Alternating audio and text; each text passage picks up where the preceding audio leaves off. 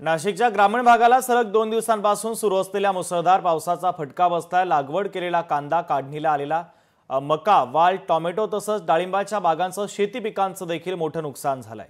तर मका आणि कांदा पिकांचं नुकसान झाल्यानं बळीराजा हतबल झाल्याचं दिसतोय।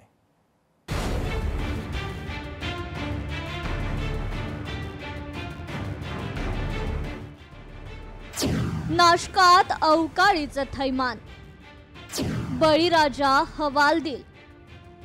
नुकसानीपुढं सरकारची तुटपुंजी मदत, बळीराजाचा आरोप। मुसळधार पाऊस, काढणीला आलेलं पण पावसाच्या जोरानं वाकलेलं बळीराजाचं हे पिवळं सोनं।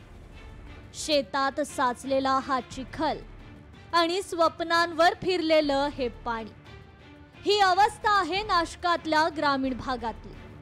सध्या हीच परिस्थिती तिथे पाहायला मिळते। काढणीला आलेला मका, टोमॅटो, डाळिंब आणि कांदा पावसाच्या पाण्यात पूर्णतः सडून गेलाय। अशा अपेक्षा होती 10-20% उत्पन्न हाती येईल, पण उरल्या सुरल्या अशा त्याही मावळल्या आणि हे अतोनात होणारं नुकसान शेतकऱ्याला आता पेलवणार नाही। शेतकरी आता ठार झालेला आहे।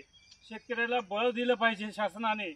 त्यासाठी शासनाने शेतकऱ्याच्या पाठीशी खंबीर उभं राहून त्यांना सर्वतोपरी मदत करावी अशी मी शासनाला विनंती करतो।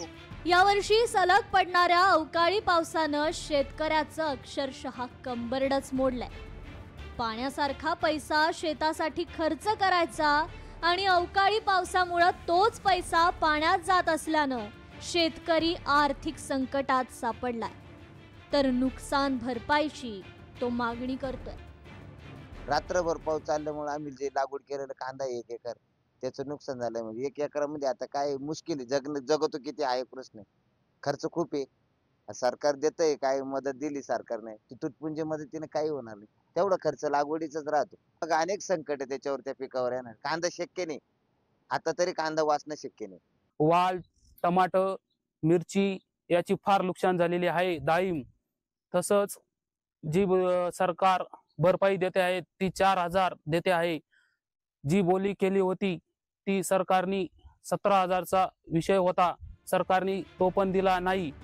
नाशिकच्या बाजारपेठेचा कणा आहे ते म्हणजेच कांद्याचं पीक, पण तो कांदाच आता अवकाळीच्या या फटक्यात सडून गेल्यानं निसर्ग जगू देत नाही आणि सरकार पाहत नाही अशी अवस्था सध्या झाल्याची खंत बळीराजा व्यक्त करतोय।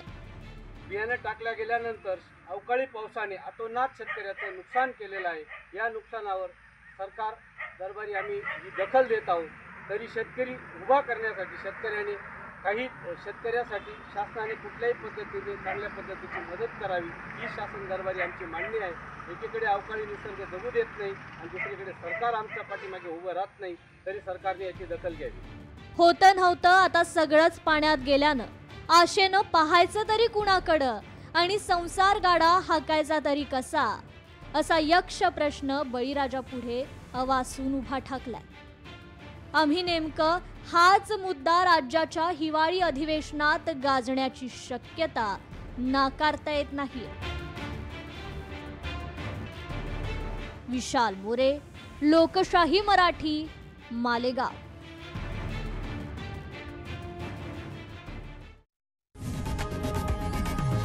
लोकशाही मराठी ऐका, पहा, जागरूक रहा।